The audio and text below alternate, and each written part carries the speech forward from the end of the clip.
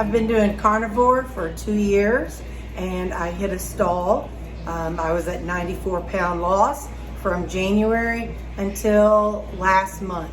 Let me tell you how I've been doing it.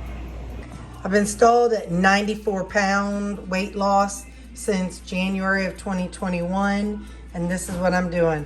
I'm doing a 1,600 calorie diet, which includes 12 ounces of 93% ground beef, 7 ounces of boneless, skinless chicken, and 6 ounces of 80-20 beef.